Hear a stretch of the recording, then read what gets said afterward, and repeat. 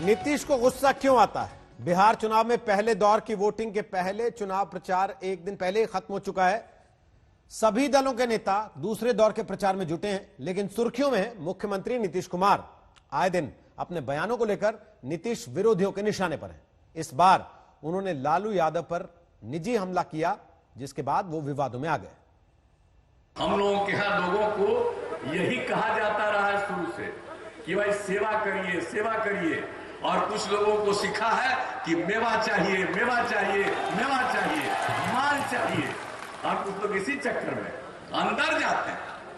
अभी अंदर कौन है? बिहार में सियासत परवान पर है। नेताओं की जुबानी जंग तेज हो चुकी है। नीतीश भी गुस्से में है। रैलियों में उनका गुस्सा दिख रहा है। जुबान पर तल्खी हावी है। सियासत में विरोधी ही निशाने पर होते हैं, लेकिन इस बार के चुनाव में अब हमला निजी हो चला है।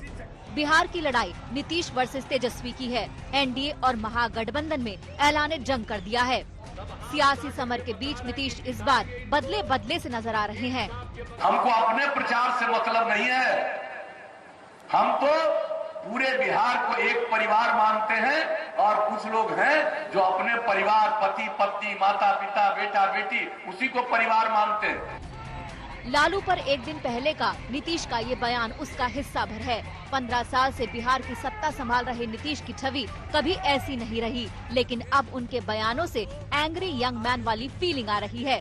चुनावी रैली में उनका गुस्सा अलग ही कहानी बयां कर रहा है। सोमवार को तो उन्होंने लालू पर निजी हमला कर विरोधियों को हमले का मौका दे दिया।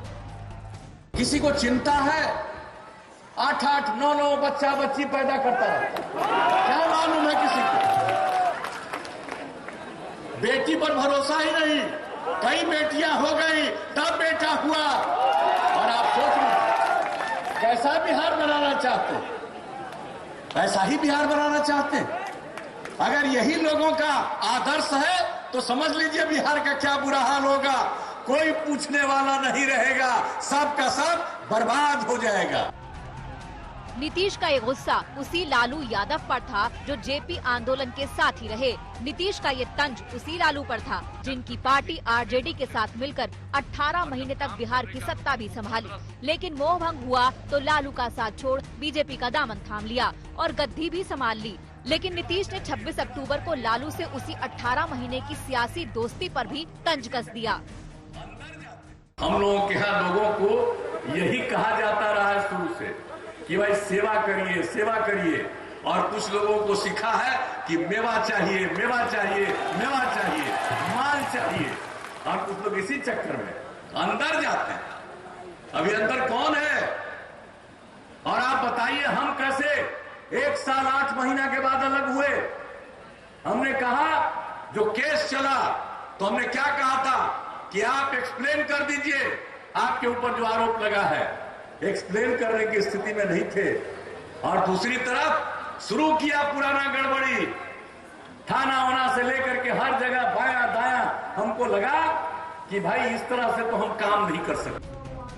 नीतीश का ये बयान आया तो तेजस्वी भी चुप नहीं रह पाए। नीतीश की 18 महीने वाली सरकार में डिप्टी सीएम पद संभाला था, लेकिन पिता पर नीतीश का निजी हमला हुआ तो उन्होंने इसे अपने लिए आशीर्वाद बता दिया। नीतीश कुमार जी पूरी तरीके से थक चुके हैं, शारीरिक और मानसिक रूप से वो थक चुके हैं। अब कितना भी वो हमको गाली दें, कितना भी उल्टी चीज़ें बात करें, लेकिन बेरोजगारी पर वो बात नहीं करना चाहते, कारखाने पे वो बात नहीं करना चाहते, पलायन, गरीबी, भूखमरी पे वो बात नहीं करना चाहते हैं।